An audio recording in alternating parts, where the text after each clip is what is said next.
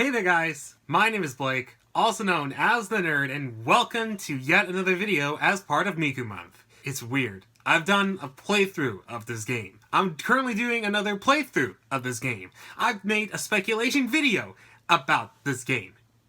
But I never reviewed this game. Ladies and gentlemen, no more details, I present to you Hatsune Miku Project DIVA X.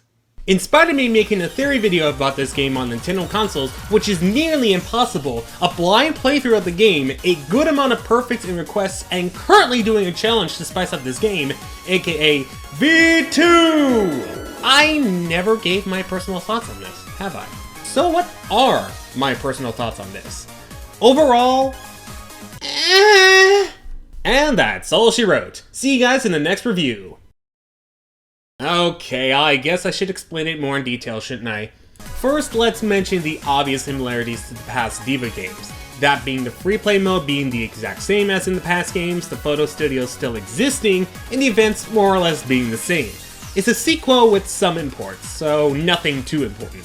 What is unique, specifically to this game, is the story mode, and the first for the Diva series. Whenever this game is turned on for the first time, the first thing you encounter is the story mode. Odd. I thought this was a side thing. Even weirder is that this is the only way you unlock pretty much everything else. Now, don't get me wrong, adding something new to a game series is not a bad idea. But when it starts off with the new mode that would be fine as a side mode, and it forces you to do that to unlock the songs, events, and essentially the main and staple mode of the franchise? No, God! No! God, please, no! At that point, it feels like the formula is being messed up with the fourth story, not improved or fixed. In fact, the original format didn't need to be fixed at all. In that case, why did I even bring this in? Getting back on topic, the plot is pretty generic and confusing at some points. Miku and the gang have somehow lost their ability to sing because some 5 elemental crystals somehow get lost. Yeah, it isn't explained very well. On top of that, the dialogue for each character is kind of dull and generic. This game is rated T for teen, so wouldn't it make more sense for the dialogue to be a bit more like its rating and diverse? I know these are Vocaloids, but even they have some explicit songs in both Diva X and in general. The redeeming factors in the dialogue are the humor and the personality of each Vocaloid. There were some moments I actually laughed out loud at some of the cleverly hilarious dialogue and puns that they threw in. Do you think we can keep working as a team? Are you?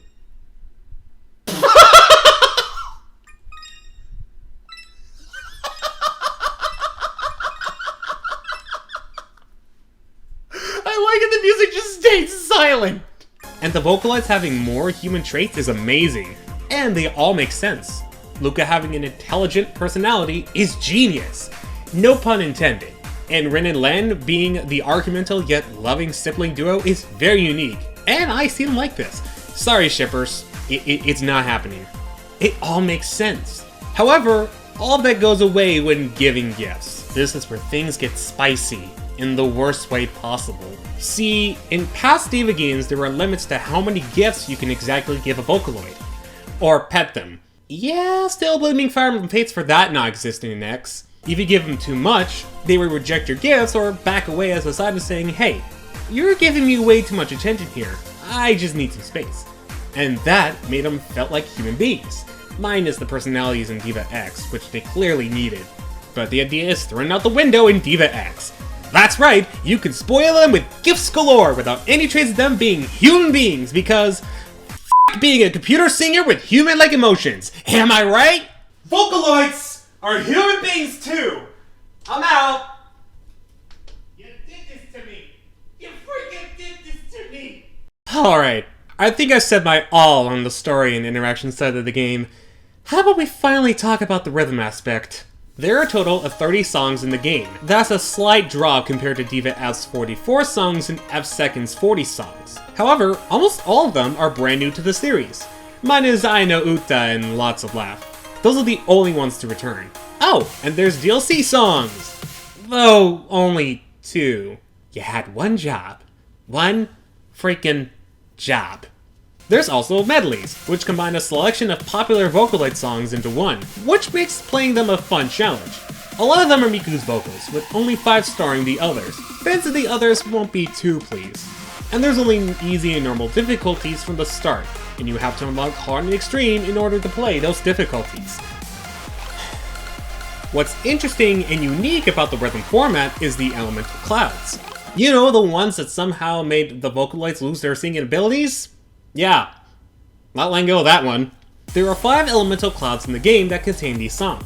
Classic, cool, cute, elegant, and quirky. Extra cloud is for those 2 songs. Yeah, it's pretty empty.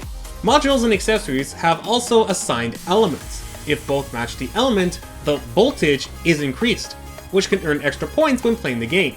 There's also bigger bonuses for combining certain accessories. This is actually a pretty neat idea and really shakes up how you accessorize and dress up for the song. And by succeeding in the module drop of each song, you can unlock a new module and new accessories. Oh, did I mention this is the only way to unlock modules?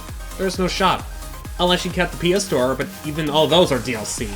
Modules also have unique skill set on them. Some modules may increase voltage or points based on combos, while others can get you rarer ones. It adds some variety of strategy to fit any playstyle. Aside from cloud requests and free play, there's another option to play the songs. Event requests are unlocked as you play more and more of this game. These requests vary from playing a certain song with a certain Vocaloid to holding festivals with 3 songs you have unlocked. They aren't too special, but they certainly are a fun addition and a good break from doing any other modes on a constant basis. Other than that, there's the photo studio, which is pretty much the same with almost no changes whatsoever. However, something completely different is the concert editor. It's pretty much a combination of the edit mode and live concert from past games. In here, you can change camera angles, add lighting, and effects to your heart's content. What's even greater about this mode is that any song you pick from the DIVA X selection is in full length and comes with animations unique to this mode. It's easy to set up the effects, and it feels good to listen to the entire song rather than the first verse and the chorus all the time. I know it varies, but you get the idea. They must have picked that up from Mirai DX, and pretty well too. Overall, while there are good song selections here, Project DIVA X is lackluster in terms of its content, that being only the rhythm mode and 2 other modes. The story mode is generic and forced upon starting the game and needed to unlock everything, which number 1 is something the DIVA series was never known for, and number 2, why? I only keep this game just because of the song selection as of now being exclusive. At the same time, this isn't a bad start for newcomers, as you're getting some introduction to the characters and a few songs may actually be beneficial, but who am I to say? Overall, this game gets a nerdy meh. In thumb form, of course. I'm not the emoji movie. I don't do emoji movie shit. Hey there! Thank you so much for watching this video. If you like what you saw, then feel free to hit the like button and share with people you know. If you're interested in checking out my other work, then click on an annotation. If you really enjoy my content, you can subscribe and ring the bell. It's absolutely free, and it really helps out. Thanks again, and I'll see you in the next one. Take care!